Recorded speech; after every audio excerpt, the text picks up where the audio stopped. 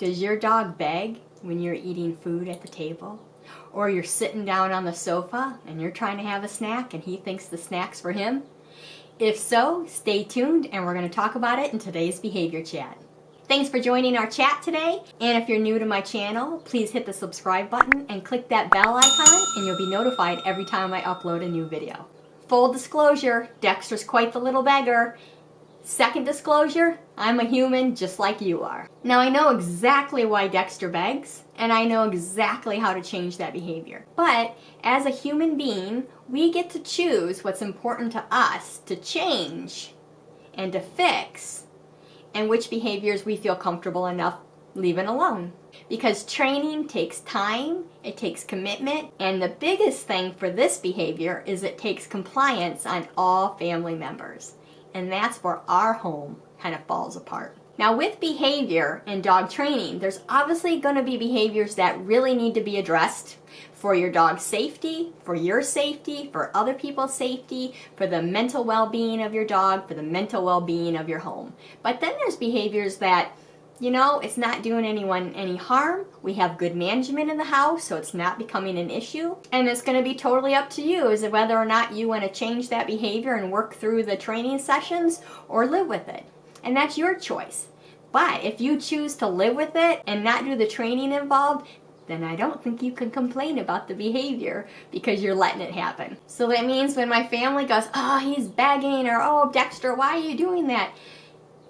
I have to tell them, well, we created a monster. Now we either have to live with it or we have to change it. We're a household of 3 adults, and so we would have 3 people that need to follow the rules, and it's just not going to happen with our home. Luckily, everyone is on board on what Dexter can have and can't have. We also say, the next dog, we're going to do better. So that goes to the first thing. When you bring that new puppy home or that new adult dog, if they're not a beggar, don't create a beggar. So that would mean no feeding your dog from the table. So if you guys sit down at the table to eat, no feeding them there. I will say that we don't really have Dexter mooching there because we don't eat at the table. So where do we eat? We eat in the living room on TV trays. Yeah. So you can see how the mooching and the begging behavior happen pretty quickly. So no feeding your dog from the table, no feeding your dog from the TV trays, no feeding your dog from the kitchen as you're prepping food. So wherever you're gonna eat, don't feed your dog. If you have outside tables and you sit out there with your coffee and donuts and lunch or brunch, no feeding the dog there either. This is especially important if you plan on traveling with your dog and you want to go to outside cafes. Luckily, Dexter doesn't beg at outside cafes. Again, probably a little bit of that. We don't eat at tables, so that's not his typical begging spot. So don't start that behavioral problem in the first place. I've often heard people say people food, and if you follow my channel for any length of time, you know that I don't believe it's people food, I believe it's fresh food. So I feed Dexter a fresh food diet with real foods, not processed food. But that's not why he begs. He begs because we've fed him over time when we're eating.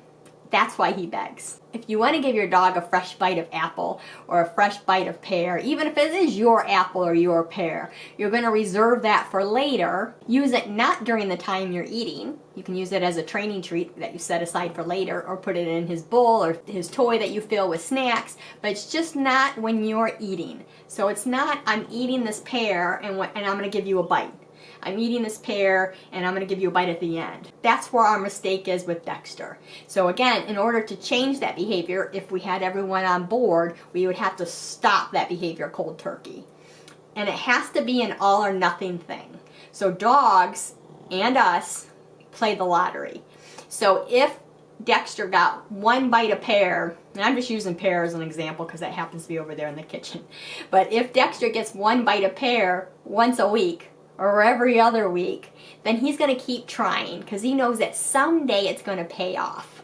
So instead, in order to have that behavior extinguished, it would have to be never.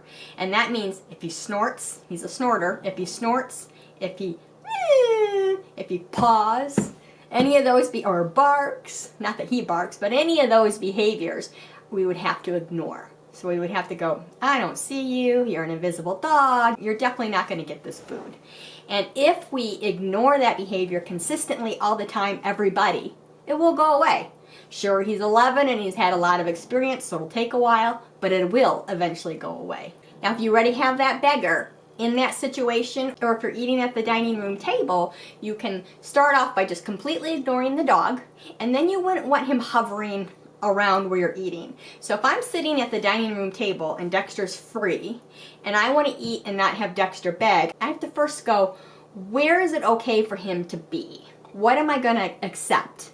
Because I have to have that clear definition of where is it okay for Dexter to be, that he can be right, and then where is he wrong? So if I want to sit at the dining room table and I don't want Dexter to beg, what I would choose is not around about 5 feet of the table. And I don't care if he's 5 feet away, I just don't want him right here. So that would mean if Dexter's loose and I'm eating, every time Dexter came within 5 feet of the table, then I would have to get up and walk him away. So I'd get up and walk him away to that 5 foot mark.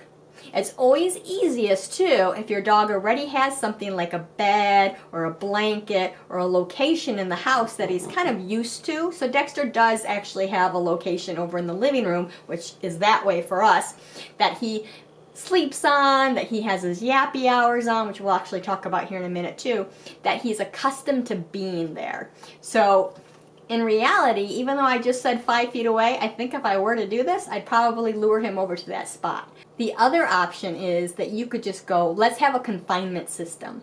So that location that Dexter has, that I can see, actually has a leash and a harness attached to the leg of the sofa.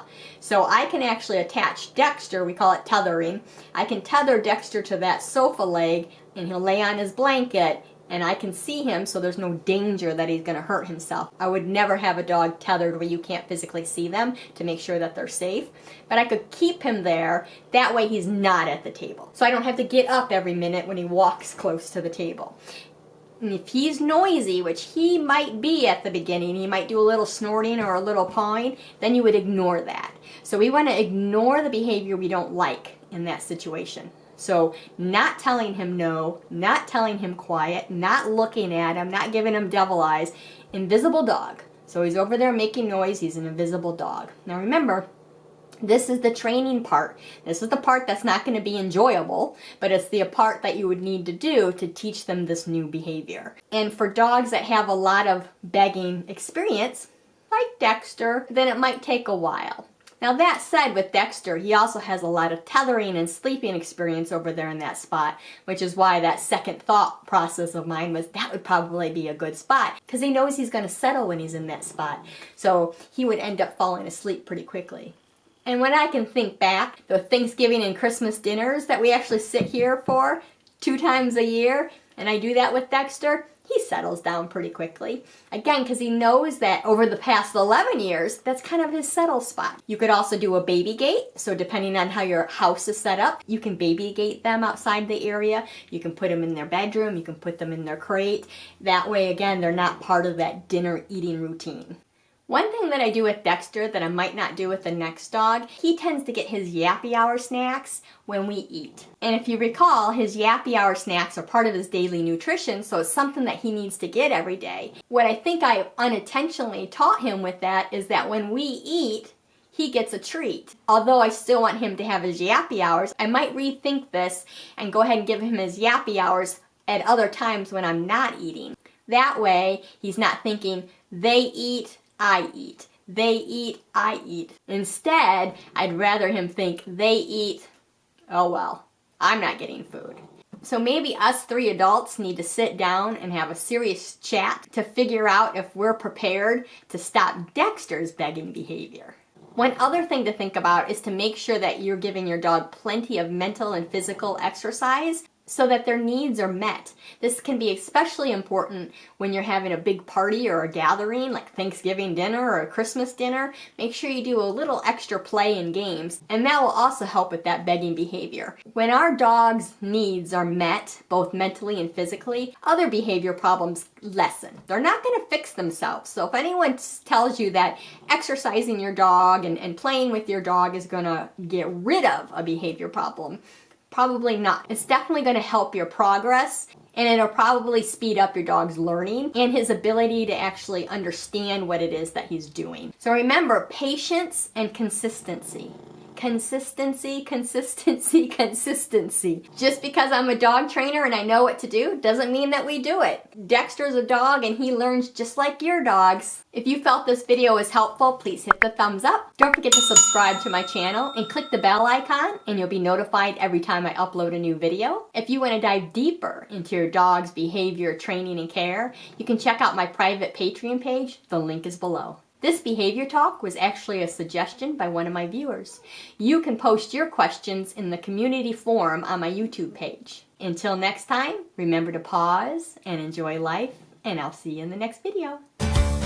Let me tell you a story about the baddest dog there ever was. Sneaking food from the fridge, tearing up the garbage. He's a goofy old Dexter the dog.